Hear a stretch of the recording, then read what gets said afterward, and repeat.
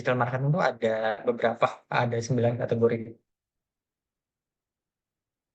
Di antaranya ada social media marketing, ini apa namanya, pemasaran melalui sosial media yang menjadikan tren ya sebagai perusahaan. Jadi hampir semua kategori baik dari pekerjaan, hobi atau ketarikannya dapat dijangkau di media sosial. Kemudian kemudian ada website di mana website itu apa namanya, dia menjangkau lebih banyak orang yang gitu. Terus ada SEM. SEM ini adalah search engine marketing atau Google Ads ya. Kemudian ada beberapa jenis digital marketing ya.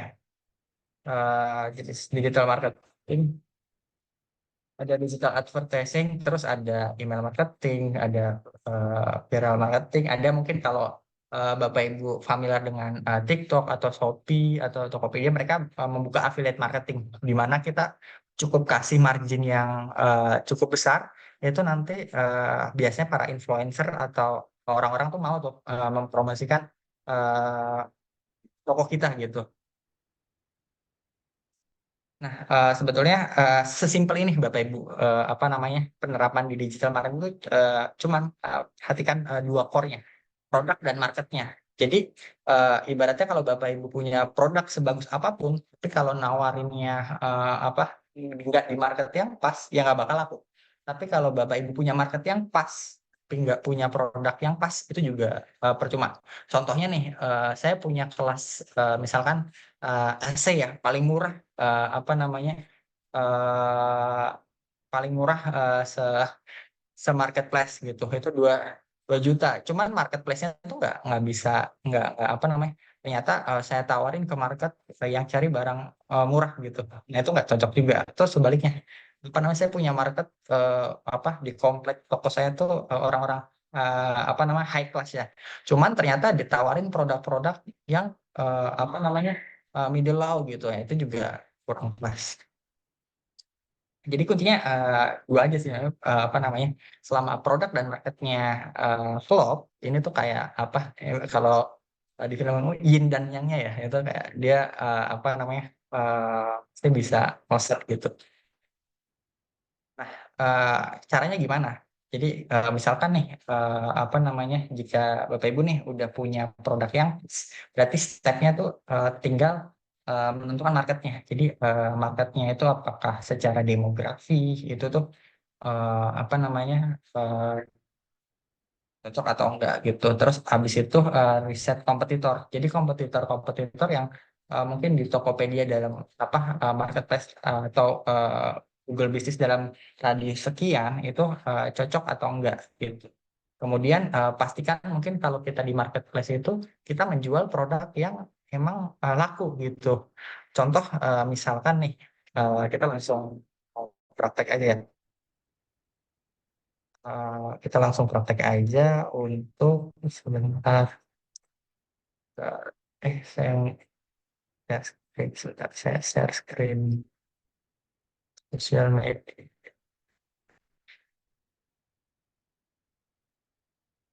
Nah, apa namanya?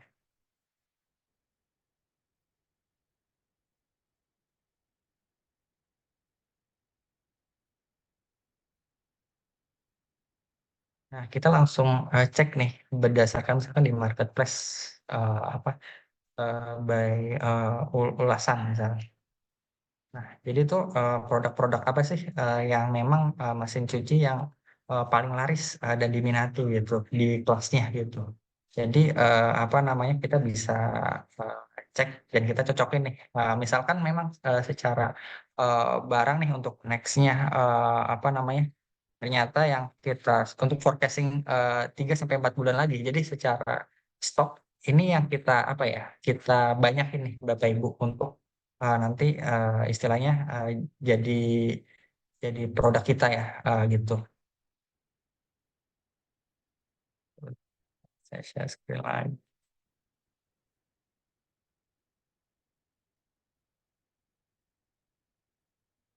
Nah, kemudian yang selanjutnya tadi kan sudah riset permintaan produknya tadi salah satunya lewat marketplace. Yang kemudian kita bisa mencari tren gitu.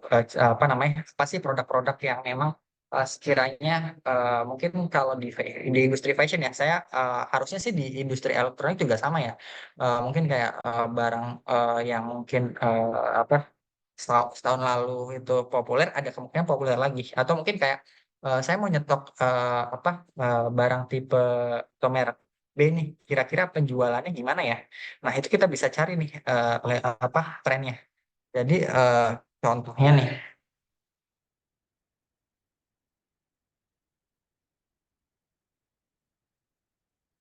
bentar. Oke, contoh ada tools yang gratis namanya itu adalah Google Trend. Jadi Bapak Ibu bisa kurang lebih bisa klik di sini, klik Google Trend-nya, kemudian kita bisa explore ya. Misal pastiin lokasinya Indonesia, terus kita masukin keywordnya nih.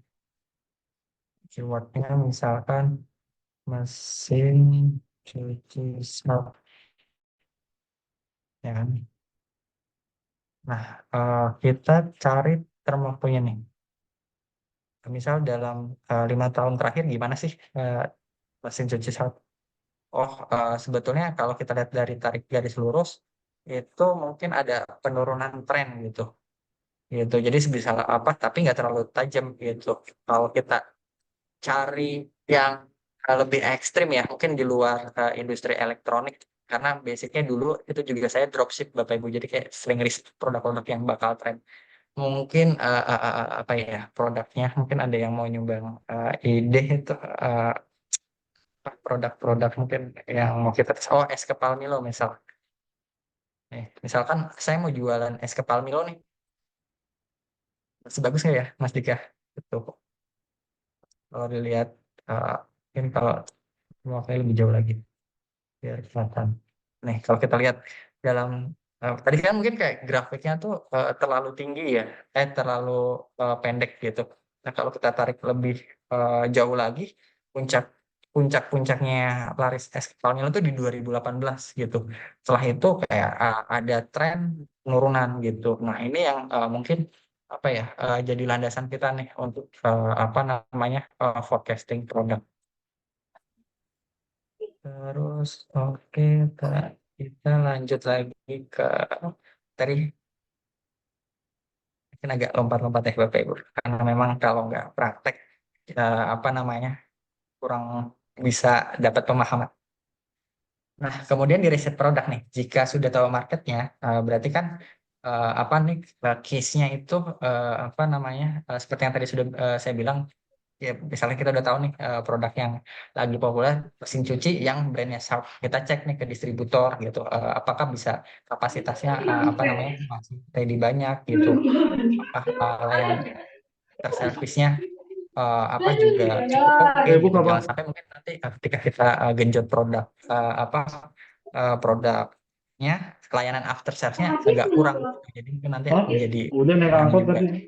gitu. Kemudian riset harga gitu. Apakah harga harga di pasaran itu apa kita bisa dapat lebih murah sehingga nanti apa namanya kita bisa dapat apa ya penjualan lebih banyak ya. Sebetulnya tiga pilar digital marketing itu apa secara simple ada trusted, interest sama traffic gitu. Jadi kalau di sosial media kita harus membangun trusted itu tuh caranya mungkin kayak kalau di TikTok khususnya di TikTok dan Instagram ya, Bapak Ibu. Kita bisa mulai dengan username, terus display name-nya kita yang terpercaya gitu, terus apa namanya?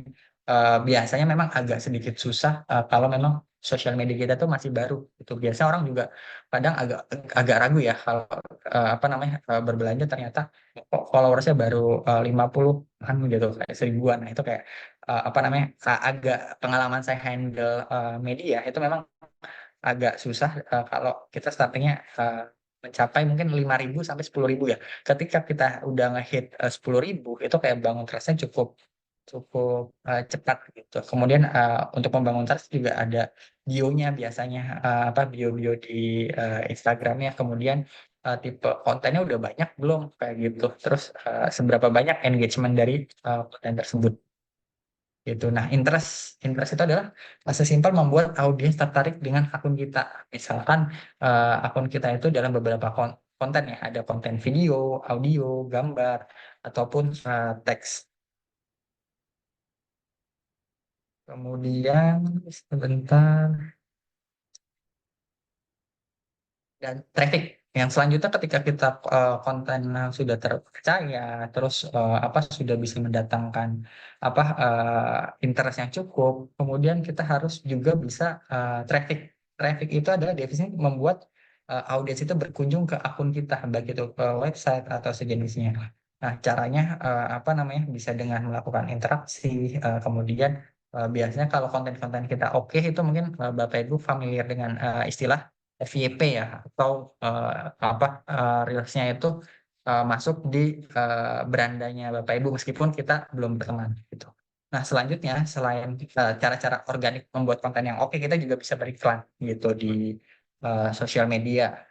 Kemudian yang tadi saya jelaskan, kalau memang margin produknya cukup oke, kita bisa ngasih komisi ke affiliate gitu, biar mereka buat yang konten review atau konten-konten yang menarik untuk yang promosi ya pokoknya mereka gitu.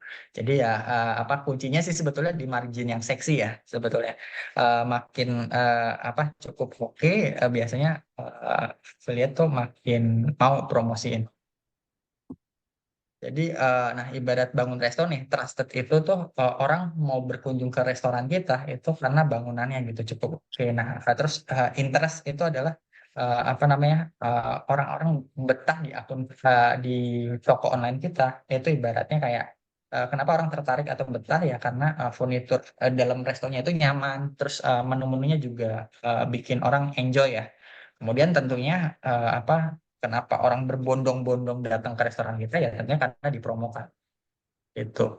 Nah, lanjut sebetulnya gimana sih tadi kan saya sempat menyinggung tentang trafficnya. Nah, traffic itu sendiri kalau di dunia online itu bisa dibagi khususnya di Google ya, itu kita bisa dibagi jadi SEM dan SEO gitu. SEM dan SEO tuh apa nih Bapak Ibu?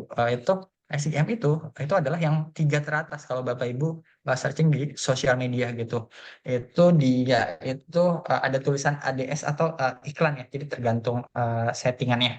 Kemudian kalau eh, yang bawah itu adalah konten-konten organiknya gitu.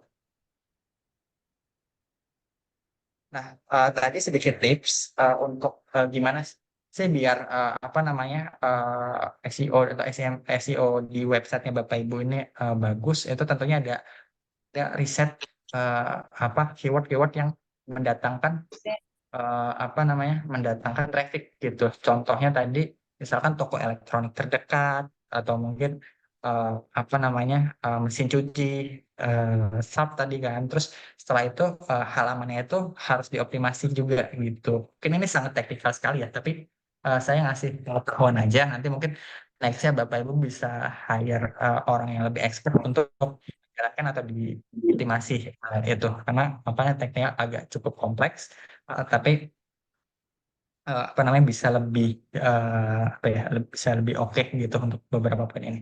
Kemudian pastiin juga webnya nggak lemot nih. Bayangin kalau kita satu halaman aja cukup cukup lama ya. Biasanya itu jangan sampai loadingnya itu lebih dari 5 detik gitu kalau Bapak Ibu apa namanya punya website gitu. Kita balikin lagi deh ke pengalaman kita masing-masing gitu kan. Kalau misalkan kita apa namanya kita akses eh, website itu lebih dari 5 detik pasti udah ini dulu gitu. Nah, kemudian pastiin optimalisasi gambar-gambarnya itu eh, cukup menarik gitu. Jadi kayak apa namanya kalau di fashion itu ya jangan apa misalkan contohnya nih jualan baju terus langsung difoto aja gitu. Biasain apa gambar-gambarnya cukup yang menarik ya gitu. Kemudian apa namanya secara user experience-nya juga apa jangan terlalu banyak tab atau terlalu ramai juga jadi orang bingung gitu. Terus